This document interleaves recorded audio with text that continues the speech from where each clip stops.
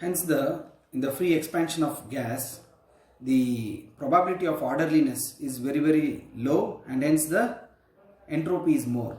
Such processes are called as the irreversible process. Hence, the free expansion is an irreversible process. Consider other such examples like tossing the coins of a particular order or throwing a pack of cards randomly and expecting it to be in the same order. So these type of activities also involve there is a order has changed, there is a randomness has increased, and hence the probability is very low. Hence these are all irreversible processes. Note that even though this process does not involve heat transfer, there is a change in entropy due to there is an entropy generation concept. We will explain that in the later. And here these are the proofs where the entropy concept is generated. That is, first one is Clausius theorem, then proving entropy is property of the system, then the Clausius inequality, principle of increase of entropy of the universe. So these are the 4 expressions. So we are going to do one by one. So the first one is the Clausius theorem.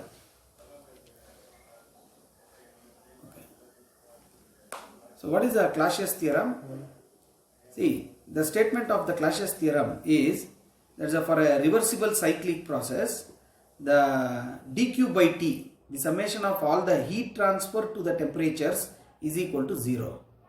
So we can also write mathematically that it's a cyclic integral dq by T in a reversible process is 0. That means we need to take a reversible cycle. So consider a reversible process. Consider a closed curve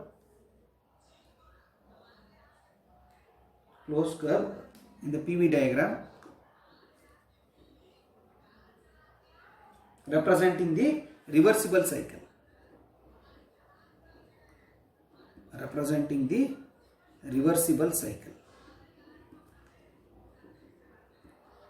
Okay, this cycle is divided into, now once you consider a cycle, reversible cycle, we are going to divide this cycle into, these lines are the adiabatic process, adiabatic lines, and the edges are closed by the isothermic process, that is isothermal lines.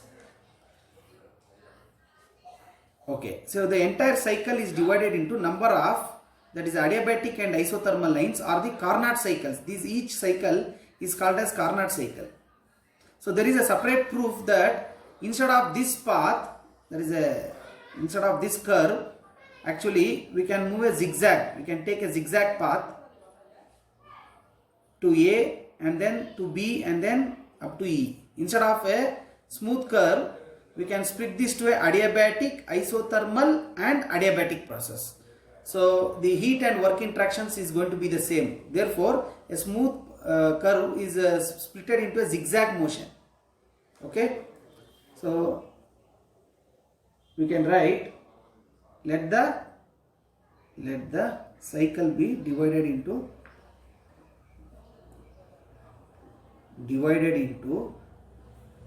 number of adiabatic and isothermal lines.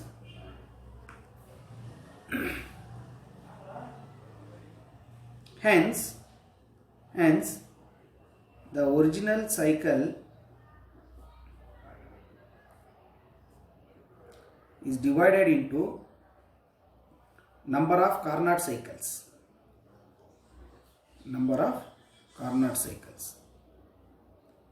So it is a Carnot cycle because it is a reversible process first of all. Then we are having adiabatic and isothermal lines. So you consider one Carnot cycle. For an elementary Carnot cycle ABCD, for elemental Carnot cycle ABCD. So ABCD, let the heat absorbed, let dq1 is absorbed at temperature T1 and dq2 is rejected at temperature T2. Here So the dq1, let the heat absorbed by the engine, that is of the cycle, isothermal heat addition. So is dq1, temperature be at T1. So Carnot will have two different temperatures. Let the heat rejection be dq2 and the temperature be T2. So in the Carnot cycle ABCD, heat absorbed is dq1, temperature is T1, heat rejected is dq2, temperature is T2. Now define the efficiency of the cycle. Efficiency of the cycle. Efficiency of the cycle is given by eta, which is equal to 1 minus, that is a heat rejected. So this we have defined in second law of thermodynamics. What is the efficiency? 1 minus dq2 divided by dq1.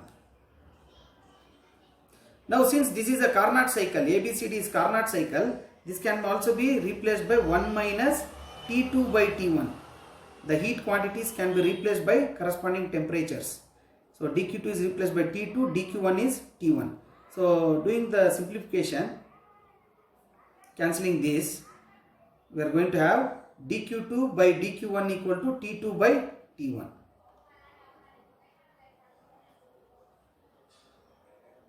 Taking reciprocal,